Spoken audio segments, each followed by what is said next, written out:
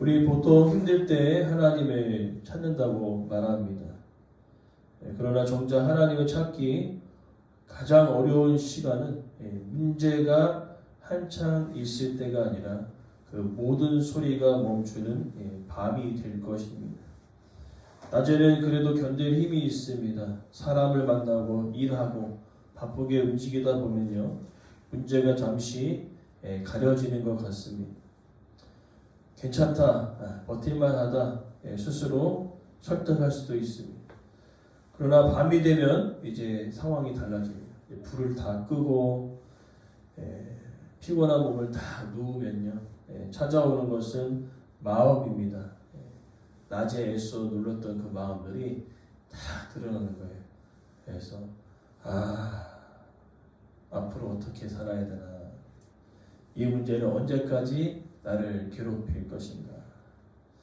기도는 하고 있는데 정작 이 문제는 아직도 해결되지 않았구나 하면서 밤에 우리의 믿음의 이 속살이 다 드러나게 되어 있는 거죠. 그래서 밤은 기도보다 걱정을 더 많이 하고 찬양보다 한숨을 더 많이 하는 그런 밤의 자리가 있다는 거죠. 오늘 본문의 메시지는 이런 밤의 자리에 어떻게 해야 할까? 그것을 오늘 본문의 메시지는 거듭 요청하는 것은 여호와를 송축하라라고 고백하고 있는 것입니다.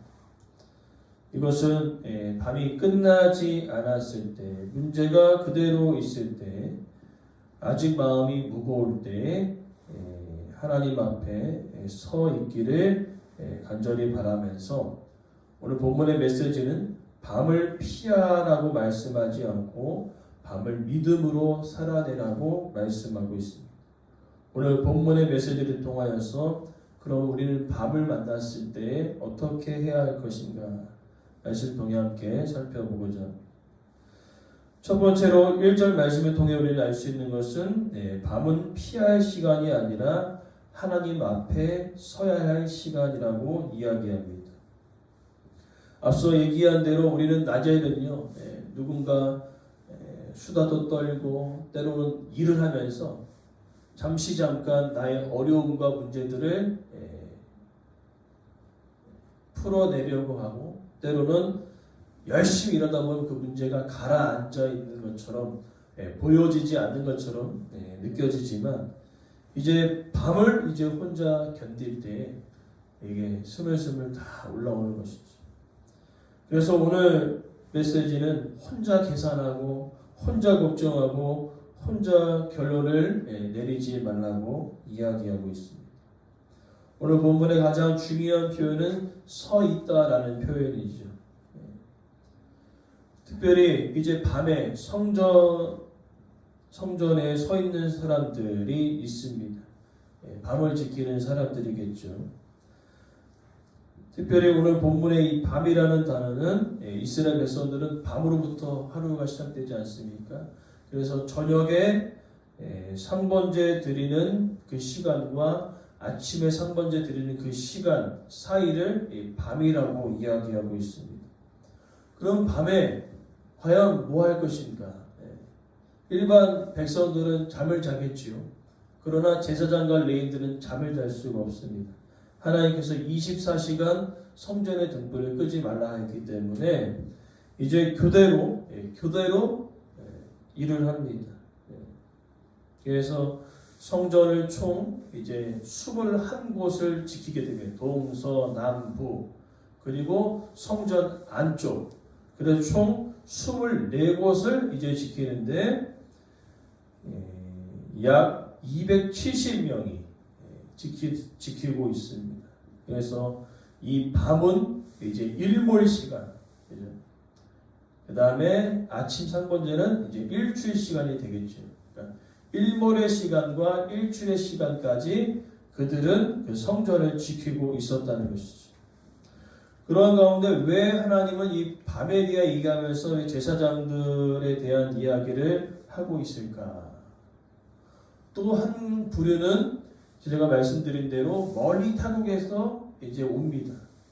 보통 오면은 대부분 이제 돈이 있는 사람들은요, 주변의 여관에 머물러 자거든요. 그러나 돈이 없는 분들은, 이분들은 그냥 성전에 들어와서 잠을 잔다고 얘기하는 건 좀 표현은 어렵지만, 아무튼 270명이 왔다 갔다 하는데 잠을 편안하게 이룰 수는 없겠지만은 그들을 이야기하는 거죠. 성전에서 딱 힘들게 왔는데, 잠을 참으려고 왔는데 밤을 지키는 사람들이 있었다는 거예요. 와, 제사장과 레위인들이. 그러면서 그들이 깨달았다는 거죠. 아, 우리의 인생 가운데 이런 밤이 있다는 거죠. 이런 밤을 만났을 때에 성전을 지키는 제사장과 레위인들을 보면서, 아, 그래, 우리가 밤에 혼자 그 문제를 해결하려고 애쓰기보다는 오늘 제사장과 레위인들이 하나님 앞에 그 일들을 하는 것처럼 우리가 하나님 앞에 서서 이 문제를 가지고 하나님께 기도한다면 그것이 하나님께서 우리를 향한 그런 마음이 아닐까, 그것을 그들이 알게 되었다는 것입니다. 그래서 보니까 해야 할 일이 생겼어요. 그래서 1절 하반절과 2절의 내용은 반복적인 거죠. 모든 정도로 여호와를 송축하라, 성소를 향하여 손을 들고 송축하라 라고 기록되어 있습니다. 두 번째로 우리는 밤에 드는 이 손은요, 문제를 붙드는 손이 아니라 내려놓는 손이 되어야 된다는 것입니다. 무엇이냐? 이제 우리 밤이 깊어지면요, 이제 막 스물스물 올라오잖아요. 그래서 이 문제를 손에 붙듭니다. 이 문제를 어떻게 해결할까? 이 문제를 어떻게 내가 내 방법과 내 생각으로 해결해낼 수 있을까? 이 사람을 찾아가면 될까? 저 사람을 찾아가면 될까? 하면서 문제를 계속 손으로 붙들고 있습니다. 그러나 오늘 본문에 손을 든다는 표현은 뭐예요? 손을 든다는 표현은 하나님 앞에 항복한다는 그 의미를 가지고 있거든요. 그러니까 움켜졌던 나의 손을 펼쳐내는 것입니다. 그리고 하나님의 능력의 손을 붙드는 것이죠. 그래서 오늘 이 송축한다는 이 표현은요, 찬양한다는 의미와 기도한다는 의미를 다 포함하고 있는 것입니다. 문제, 내가 가지고 있는 그 문제를 붙들고 있었던 그것을 내려놓고 하나님을 찬양하는 것이고 하나님께 나아가 기도하는 것이지요. 그리고 특별히 손을 드는다는 이 표현은 항복의 의미도 있지만 간절한 마음을 담고 있습니다. 우리가 언제 기도할 때, 우리가 간절히 기도할 때 보면요, 손을 들어 간절히 기도할 때가 있습니다. 특별히 오늘 본문에 이 밤에라는 단어가 있어요. 밤은 하나님을 찬양하기에 적당한 시간이 아닙니까? 바쁜 하루에 모든 일과를 마치고 분주하고 혼란한 그 낮의 소음들이 다 그치고 혼자 조용히 주님과 대화할 수 있는 그 시간. 그래서 새벽도 혼자 기도하고 찬양하기 좋은 시간이지만 때론 밤도 이렇게 찬양하고 기도하기 좋은 시간이 된다는 것이죠.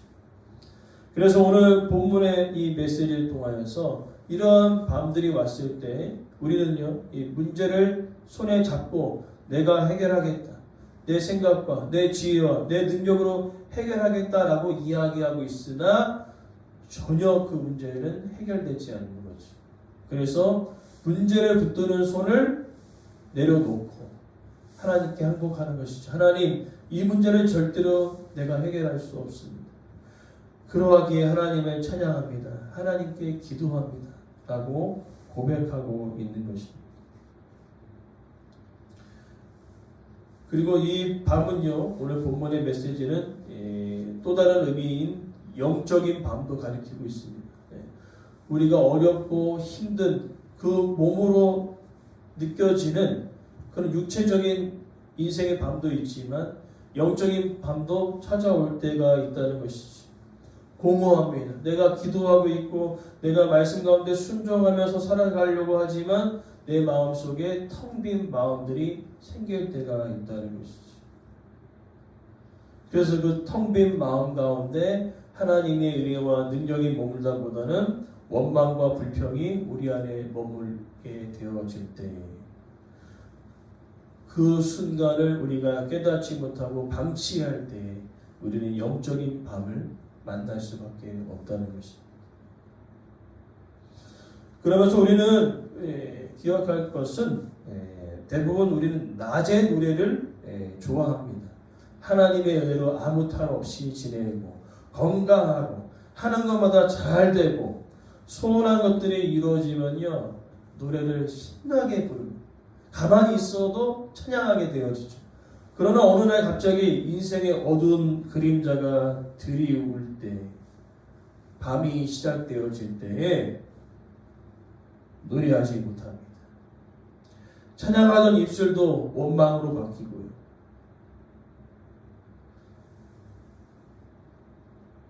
하나님께 손을 들던 그 손도 이제는 내려놓습니다. 오늘 본문의 메시지는 이와 같다는 거예요. 낮의 노래, 그죠? 낮의 노래는 누구든지 다 부를 수 있으나 밤이 되었을 때, 이런 우리의 인생 가운데 육체적으로 느끼는 밤이 되었을 때, 영적으로 고립되어지고 또한 피폐해졌을 때, 영적으로 갈급해졌을 때, 과연 어떻게 할 것인가? 노래할 수 있는가? 찬양할 수 있는가? 하나님 앞에 서서 기도할 수 있는가? 그것을 이야기하고 있는 것입니다. 그러면서 더 나아가 이제 세 번째로는요, 밤에 하나님 앞에 서 있는 자에게 복은 이미 시작되었다고 이야기합니다. 3절 말씀.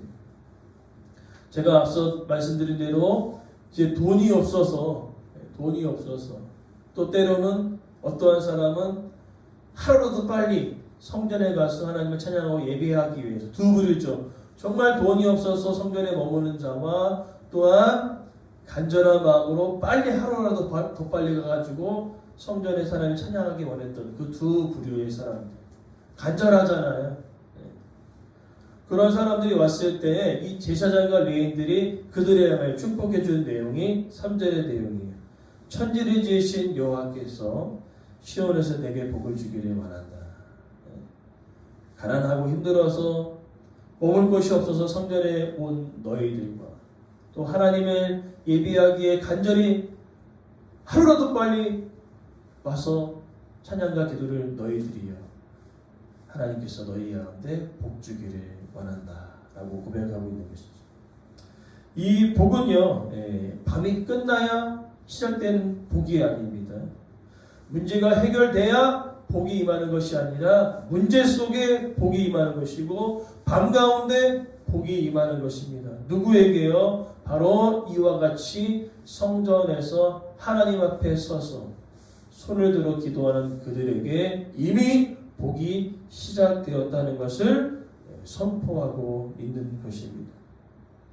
그러하게 오늘 우리에게 오는 그런 영육 간의 밤이 찾아왔을 때 우리는 밤을 피해야 할 시간이 아니라 하나님 앞에 서서 손을 들어 기도할 시간임을 우리는 기억해야 될 줄 믿습니다. 그래서 밤에 드는 손이요, 내가 문제를 해결하려고 하는 손이 아니라 바로 내려놓는 손이 되어야 될 줄 믿습니다. 그러면서 오늘 본문에 이 복이 시작되었는데 시온에서 내게 복을 주실 것이라고 이야기합니다.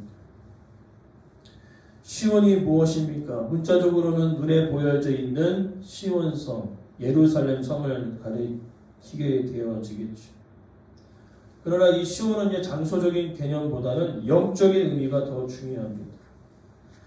예수님께서 승천하시기 이전에 누구에게 제자들에게 이야기하죠? 예루살렘을 떠나지 않을 목적은 그곳에서 성령의 임하심이 있었기 때문이라는 것이죠. 그리고 그곳에서 마가의 다락방에 모인 120명을 통하여 교회가 시작되었습니다. 오늘 본문에 시온에서 복을 주신다는 그 의미는 하나님께서는요, 이 교회를 통하여 성도들의 삶 속에 가정 안에 복이 흘러가는 놀라운 역사를 허락하여 주시겠다라고 고백하고 있습니다. 시온성과 같은 교회, 이 교회를 사모하며 이 교회를 위해 손을 들어 기도하는 자에게 하나님의 복이 임할 것을 이야기하고 있는 것이죠. 찬송가 208장 3절에 보니까 이런 게 있어요. 이 교회 위하여 눈물과 기도로 내 생명 다하기까지 늘 봉사합니다. 성장하는 교회, 성장하는 교회를 오랫동안 연구했던 분이 이야기하는 것은 무엇이냐면은 교회를 오래 섬기는 사람들이 많았다는 것입니다. 교회를 성장하는 교회라고 아픔과 위기가 없었겠습니까? 또 그 교인이라고 교회가 항상 좋기만 했겠습니까? 그러지 않았다는 것이죠. 그러나 어떤 순간에도 주님의 교회를 사랑하고 든든히 지키고 섬긴 사람들이 많은 교회는 건강한 교회였고 성장하는 교회라고 이야기하고 있습니다. 오늘 우리 말씀을 통하여서 우리 교회를 위해 함께 기도할 수 있는 귀한 은혜의 시간이 되기를 소망하고요. 그리고 더 나아가 오늘 중요한 메시지는 우리 가운데 영육간의 밤이 찾아옵니다.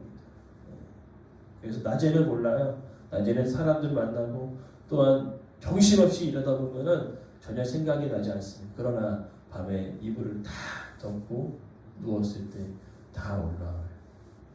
그렇게 다 올라올 때 우리는 어떻게 해야 하는가? 밤을 피하지 마시고 하나님 앞에 서서 손을 들어 기도할 때 하나님께서 우리 가운데 영육간의 그 축복의 은혜를 우리의 가정 속에 우리 교회 위에 하나님께서 베풀어 주실 줄 믿습니다. 무엇입니까? 이미 하나님 앞에 서서 손을 든 순간 이미 복이 시작되어진 것입니다.